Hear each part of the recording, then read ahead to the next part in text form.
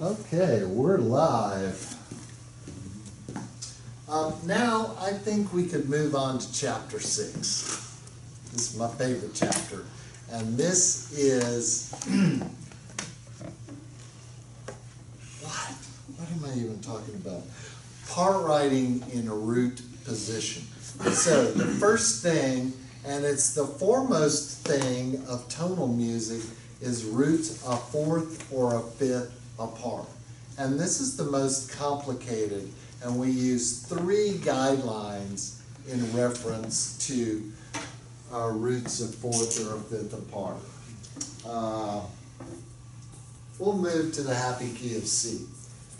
The first one is keep the common tone and move by step to the next available chord tone.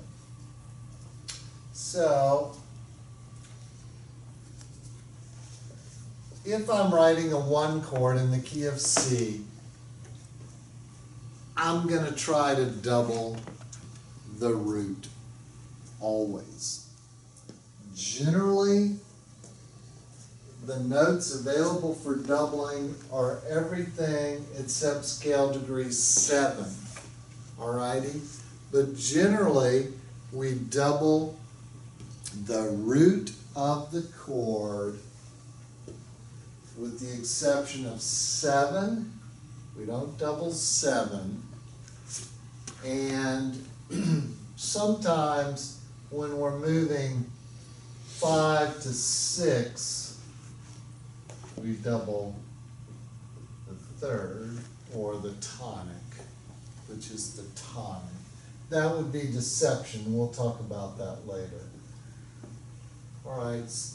So if a student is asking you, well, is it okay to double that note? It's probably okay. What note? Any note other than the root. It's probably okay, but that's not what we do to create our basic voice leading patterns. Basic voice leading pattern, you double the root. So the first thing would be a root moving a fifth apart. So we'll do that. Keep the common tone. So I've kept the common tone, and now I need to move by step to the next available chord tone. Now here is the first time in our young lives that we have to make a decision. We can only move by step if we do this. If I do this, I don't have, I can't go to C or A. That wouldn't be a step, right? So this is keep the common tone. This is called guideline 1A. Guideline 1 deals with roots a fourth or a fifth apart. So you can see this moved a fifth, move a fourth, you say. Okay, I'll do it. I'll do it. All right, so I keep the common tone. Well, the tone that is common between the 2 chords. There. And to move by step only allows that. Moving up to D in the soprano would not allow stepwise motion to the next available chord tone. Okay, that's rule 1A. Now, pretendement, this is a fifth apart, this is a fourth apart, it's still the same thing. See how that's the same. And if I went here to here, that's also still the same. Are we good with that? Everybody understands that? Okay, that's rule 1A. Rule 1B is steps and thirds, meaning we don't keep the common tone, and we move by steps or thirds to the next available chord tone. All right, I'll keep that one there like that. We'll do the same two chords here, built the same way. Okay, so we already have this, so that means we're not going to keep the common tone. But we can only move by steps or thirds. There's no step available here, and there's only 1/3 available here, which is that. Okay? So that's going to choose, there's your third, there's your step, and now there's your step, there's your third. Do you see how you can't just do any old thing willy-nilly there? Yeah.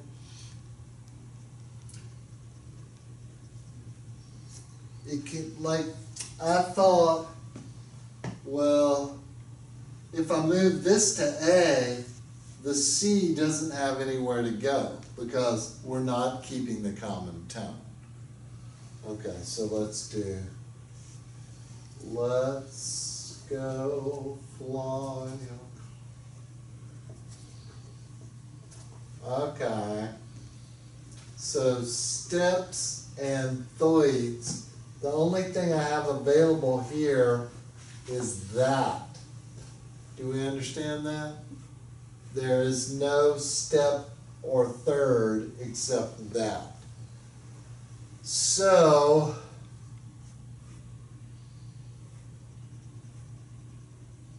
we've already got a B. We're not going to double that because it's the leading tone. This could be a step or a third, but this could only be a step. So, there we have it. Did you understand that? Steps and thirds. Now, what are we trying to avoid here? Wrongness. Okay? We don't want to be wrong. Now, the last one, and it's the funnest to say, is tertian leap. So you would think that would mean tertian leap. But what it means is the third of one chord of that triad leaps to the third of the other chord. Now we don't have this option so much in keyboard style, but in vocal style, tertian leap allows us to go from an open to a close or a close to an open. So let's see if tertian leap is available with our current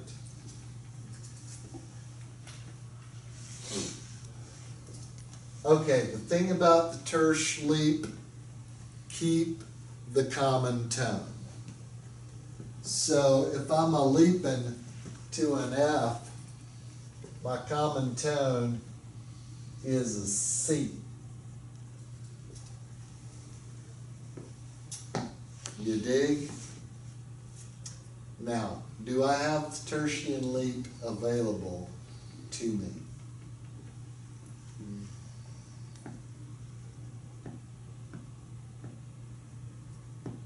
You'll be moving from the E to an A with it. Is that available? Are you saying, like, can we leap before it? So you go from E to A? Yeah. Yeah. Let me Yeah. ask you this. Where's the G going to go? That's not a tertian leap. But if we're following our guidelines, if the E goes to A, the G has to go to A. That's right. Is the tertian leap available in this chord structure? The answer is no. Why? You just broke the rules. Okay, so it's not available. So when would the tertian leap be available? Well, I'll tell you. If you have, say, this, you have a close structure, right? If the E leapeth to A, the C is the common tone, and then tra-la, tra-lee, we're happy as can be. Did that make sense? Mm-hmm. That is close moving to open. Let's do it with another chord because we can. Okay. Da-da-da. Now, is the tertian leap dependent upon open to close and close to open movement? It would seemingly be so. Okay, I'm just making sure. There may be an instance where you could do one to the other, but I don't think you would keep the common tone if you did that. Oh, okay. See, other things are possible that could be correct, but they're not part of the guidelines. So this has got to leap to B. See how nice that is? Now, if you've studied with me, like Tracy has, that leap of a fifth looks very unusual because we never move more than a step. But that is, in fact, correct. That is correct voicing. So, to review, keep common tone, move by step to the next available chord tone. B, do not keep the common tone, move by steps or thirds to the next available chord tone. Tertian leap, the third of one chord leaps to the third of the other chord, keep the common tone. Usually from open to close or close to open. Now what would close, open to close be? Well, it would just be the reverse of close to open. Wasn't that fun? So all of our writing initially in the first year course that has to do with root position, if it's a fourth or fifth apart, it's got to follow one of those rules. Now, we will get to a point where something changes and we have to make yet another decision. So we will consult oracles for that. The next thing, all my life I've started big and finished small. I just cannot do it any other way. I'm erasing this. Do we all have all of this knowledge? Okay, great. Next thing is roots a third apart. Okay, keep the two common tones. So if I move from C, okay, lot of potential for parallelisms here, all right? So we don't want that. What do? You keep both common tones and move to the next available chord tone. All right, this is a pretty traditional kind of sequence of descending thirds. So if you descended another third, you would keep those common tones. If you descended yet another third, which is kind of dicey on the counterpoint, moving through a seventh there, but if you did and nobody hurt you, that would be there, and then we would go 5-1, again, moving in sevenths, not a good thing. But we'll play that just for fun anyway, although pianissimo niente. Play! Thank you.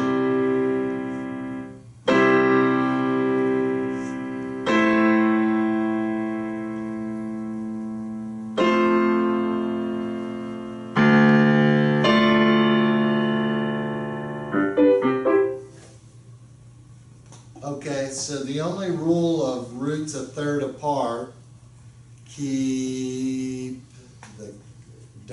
keep both common tones. Move by step to the next available chord tone. Now, lastly and most importantly is roots a second apart. Generally speaking, the upper three voices move in contrary motion to the bass. Now, when is this most important? 4 moves to 5.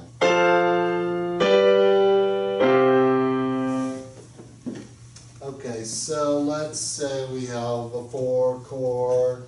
I'm gonna get this up into keyboard style. How about that? Okay, if 4 is moving to 5, the upper three voices must move in contrary motion to the bass. In every other roots a second apart, this is the way things work, but there are some challenges. And now we come to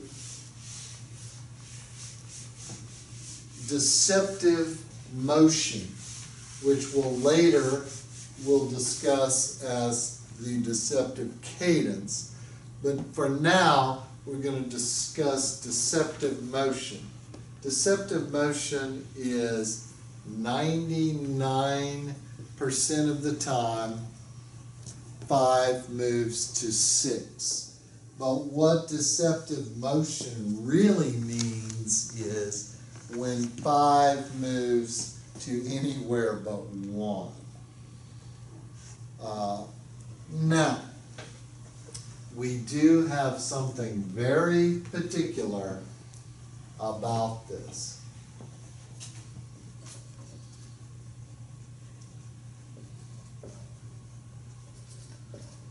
I'm going to explain it in terms of 5/7, but first I'm going to do it with 5. Okay, if I'm going to move deceptively, the thing is about deceptive motion,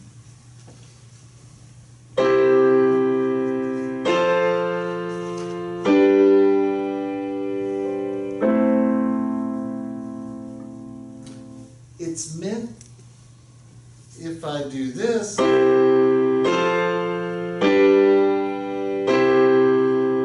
that sounds like 1, 4, 5, 1, yes? And everything about this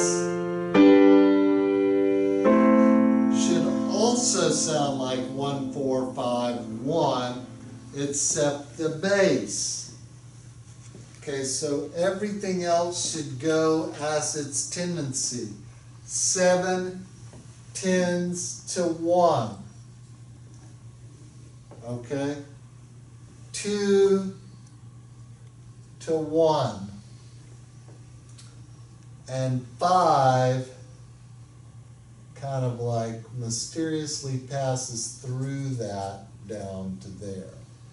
You will get students doing all kind of wrong stuff for this, but if you think about it as a 5/7 chord, 4 goes to 3, 2 goes to 1, 7 goes to 1, and root moves to root, doesn't it? So then you don't have that space.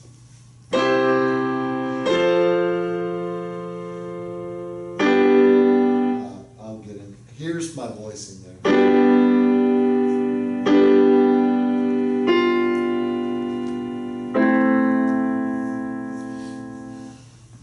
The way I like to describe it is, who sings the bass? Men. What do men do? Deceive. So everything that is happening is moving to the tonic except the bass. Okay? Now, if we have that 5/7 chord, we see my little F inserted there. That tendency tone 4 is moving to 3, 2 is moving to 1, 7 is moving to 1, and the bass is deceiving.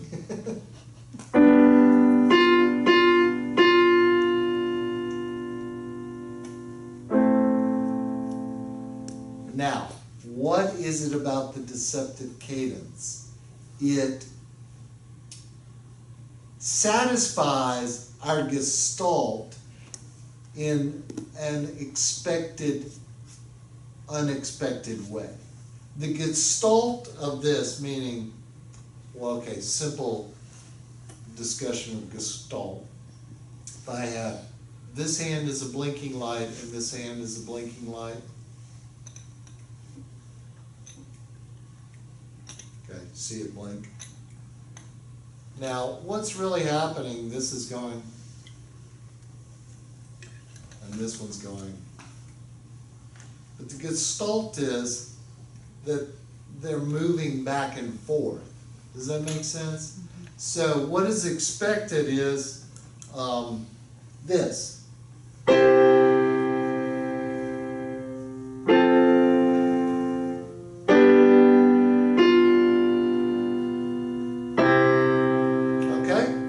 Expect that.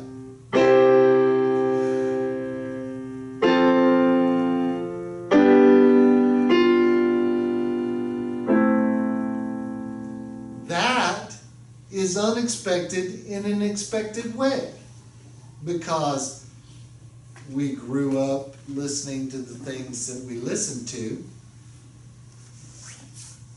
We understand that that makes sense. Now, it's very important at this time in your teaching to try to get the students to hear deception.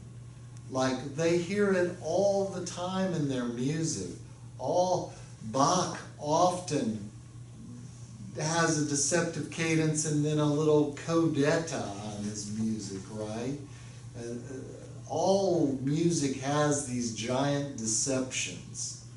So we want the student to suddenly hear some music and say, oh, that's a deceptive cadence. What we want out of music theory students is that they try to identify what pitches are. They try to identify cadences. They try to identify things that are happening in the music and put a term to it, an intellectual. We are describing things intellectually that are happening orally. So we want them to do that, analyze everything they're hearing until they get to be like me, where they never think about that stuff when they're listening to music at all. I find it sort of tiresome to think about theory things when I'm enjoying music. On the other hand, music is my life and my vocation. It's not my hobby or my pastime. Generally, if I'm not working, I'm not listening to music. Now, maybe this happened when I was hearing maybe 140 pianists a week, that I stopped listening to all other music, but maybe not. And I compose a lot, and I also don't like to get tunes stuck in my head. I think we call them earworms now. Mm-hmm. And that doesn't happen to me nearly as much as it used to, but I have a good solution to earworms if you're interested. Okay, I'll tell you anyway. Just to do mathematics in your head until it goes away. Because what earworm theoretically is doing is your mind trying to solve a puzzle. That's why it's just going over and over the same tune, you know. And for me, like tunes from my childhood, like hymns or show tunes that my parents would listen to or whatnot, or the Sound of Music. I only have to see the words of the tune and it's stuck in my head. I can just, like, we can think about the Sound of Music and you'll be singing part of it in your head. Yep, there it is. And this new generation of people have all these new Disney tunes. Unfortunately, I don't know. You're so lucky. But you know, it's if it's enjoyable for you, you should do it. But if not, you should do math, like 1 times 2, 2 times 3, 3 times 4, 4 times 5. I'm good at easy math, like I'm not good at complicated math. I'm good at like adding up. You know, back in the day, they put the prices on the groceries, you know? Mm-hmm. And the people would have to hit the little buttons, and I could add it up faster than the grocery store clerk could, and do the tax. But I lived in Florida then, and there was no tax on food, which seems like a good thing. I still think there isn't. Yeah, There isn't. Still. Still, yeah. In Florida, That's still true, yeah. I think it's some things about Florida are entirely crazy, but no income tax and no food tax is not one of them. All the pro ball players want to play in Florida or Texas because of the tax-free incentives. But I mean, think of the difference between playing in like Massachusetts, which would tax about 80% of your income, in Florida, which is nothing. I used to have to pay income tax to Alabama for my wife working in Florida. Did not like that. She solved that by losing all those jobs. She did you a favor. So, the one thing that changes, we're not doubling the root, is deceptive motion and anything involving the 7th scale degree. Now, the only thing that would involve the 7th scale degree in root position part writing is 7. Yes, and we don't use 7 so much. We use 7/6 a lot more. Okay, now, I know you've been waiting for this. Uh-oh, someone's got bent. This is like the last,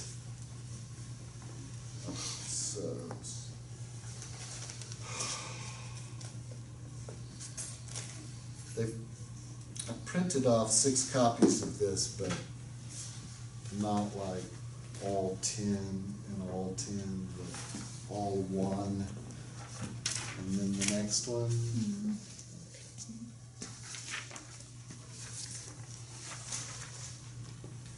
This is from MUT 112, which is the first semester. And this is worksheet 53 and 54. And this is 55.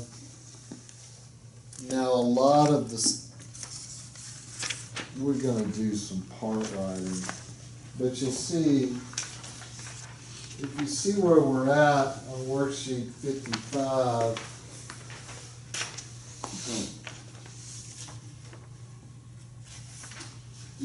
imagine that there were like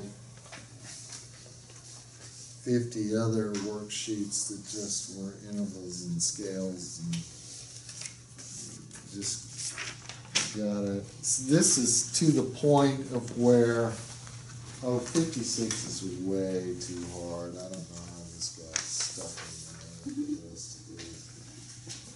Somehow we leapt to inversions of the 5/7 chord.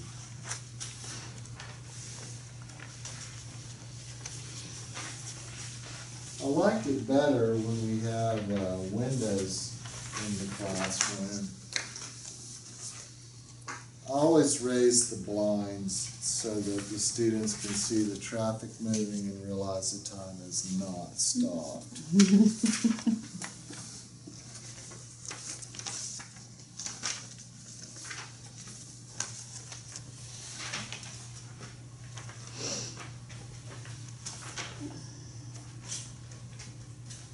Okay, so we're getting into a little analysis here at the end.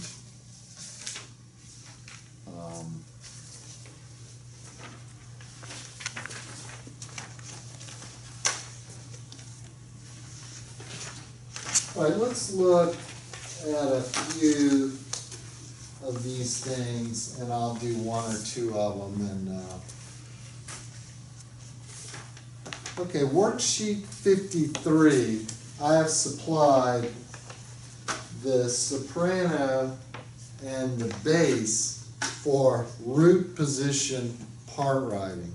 So why don't we do number 1 on 53 together, and it is in the key of B flat minor, which means we've had a whole bunch of exercises before this, not with 5 flats and stuff. So think of how you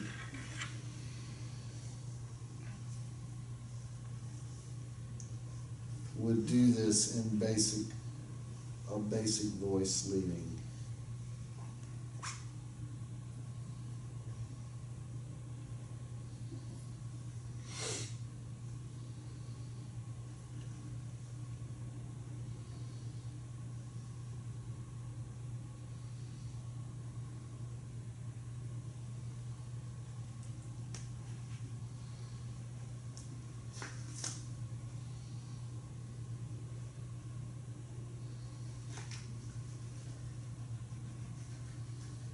Actually, this first exercise is kind of difficult.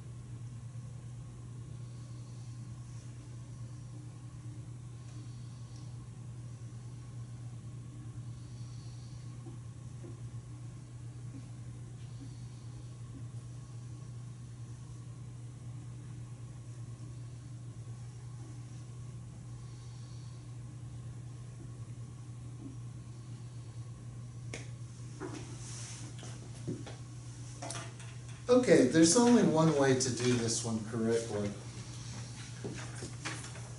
And it's not the way you did it.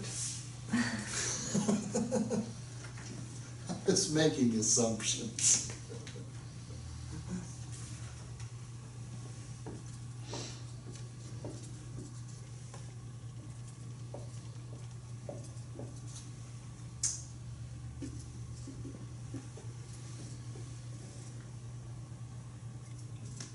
Now you would think being given the soprano and the bass would be helpful, and maybe it is, but it also requires that the decisions that you make be contingent upon what the other voices are.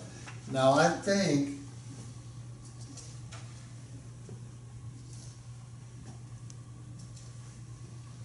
the first thing that happens, who can tell me the first concept? What's the first thing that we deal with?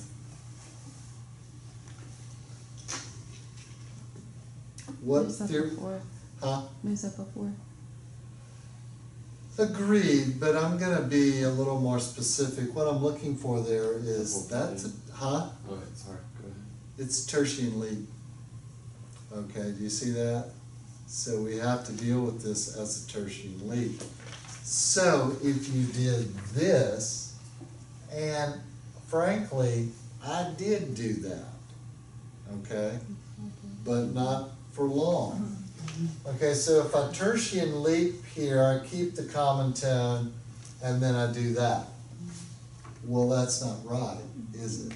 What am I supposed to do? I'm supposed to double the E flat, right? Dun dun dun! Now I have too wide of an interval between my two voices. If you remember, tertian leaps go from close to open. So the only way you can do this is to start at the very height of the tenor's range. So here is our common tone.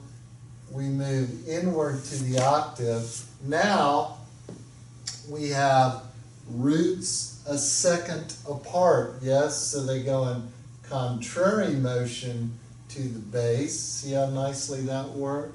Now, the next thing, what is the next thing we're about to do?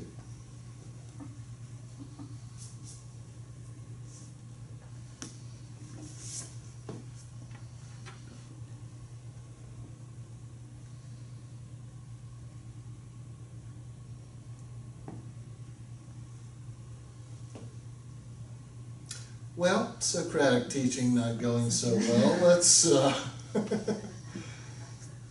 deception. Do we see that? Now what do we got to double with deception? It should automatically double itself, right? Boom! Now, here is the first thing where we have to like, oh no, something's different. We can't use our keep both common things because we're moving a third apart, but yet we've already got that doubled, so doubling that B flat would in fact leave us without a G, wouldn't it? So there is, when you've gone to a deceptive thing and you've doubled the third, you have to make some adjustments to get back on track. I'm suspecting that's there. Okay, again, boom, boom. Now, here comes the deal.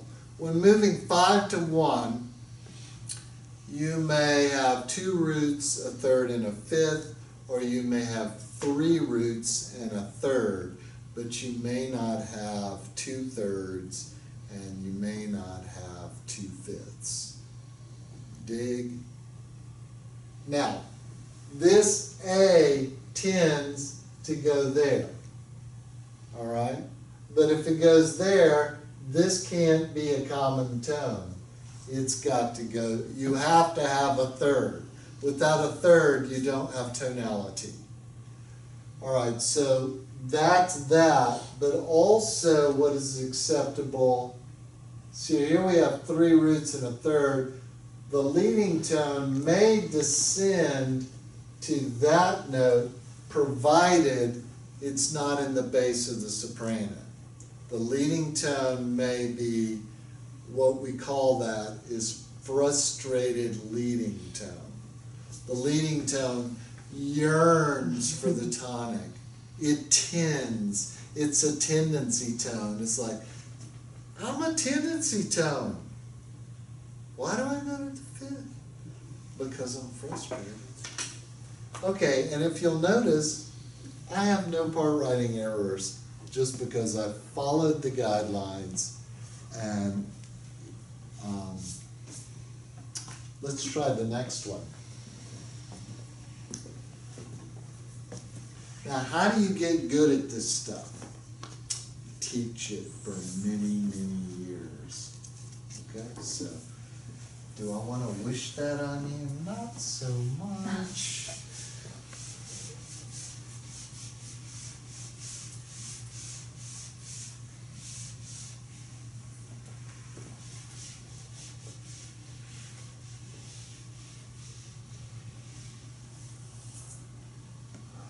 I don't know whether you know this, but I absolutely love my job.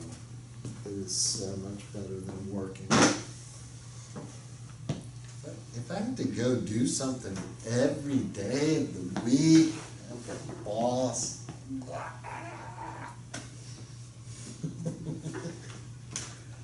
Okay.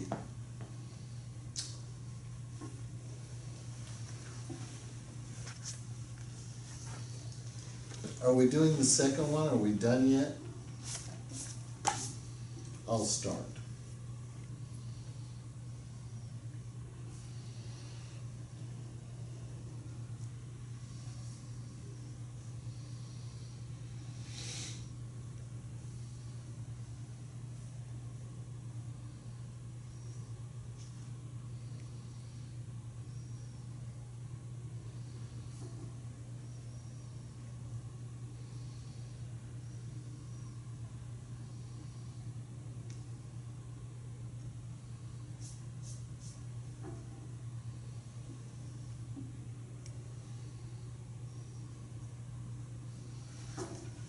Okay, everybody done? So what we want out of our theory part writing is it to become a real-time event, meaning you just move directly across the page doing your thing. So, my first voicing was G, B, G, D, with the B being, anybody know what B that is? That's a B3 in the tenor. So the first thing that I want to acknowledge is that's roots a third apart. And all I have to do is to keep my inner voices the same. Is that what you did? Good. The next thing is a root a fifth apart. So I either have to keep the common tone, tertian leap, or move by steps and thirds. It seems to me that it's not going to be a tertian leap, probably, because the D, the third, is already in the soprano, yes? So that means it's taking a step. So I think that's a keep the common tone proposition. I kept the B in the tenor and moved the G to F. Everybody agree with that? The next thing is 3 moving to 4, and I have no choices there. The inner two voices have to go down. So the F goes to E and the B goes to G. The next thing is a third apart. My upper two voices are the common tone, so just move the tenor to the A. We all agree with that? Now, the next thing is roots a fourth or a fifth apart. The A is available to keep in the tenor. The D moved to, or the C moved to a D, so the E is going to move to F. Now the last thing is roots fourth or a fifth apart. I am going to satisfy the F sharp and move it to G instead of down to D because the D is remaining in the soprano. And the A would move up to B. Did that seem easy? It should be That was easy. a lot easier than the first one. Yeah. The first one you had to make a decision out of the gate. What was going from the first chord to the second chord? What was that? The B and the G both stayed. Yeah. Now, moving on to part two, we have to supply the soprano and the other. Now, generally when I do exercises, I give them the first soprano note and often the first chord, just so the chances of it all being the same are a little greater. Now, it doesn't mean that that's always going to be the case, but let's take the most, see, the only thing I've left on the board here is the BVLP, right?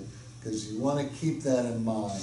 When you have a choice to do less, do less. Okay, meaning don't leap as your first choice.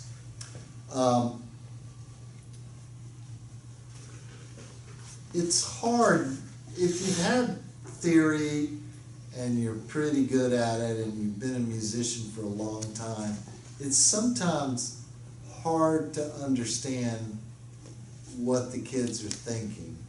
One, they're not paying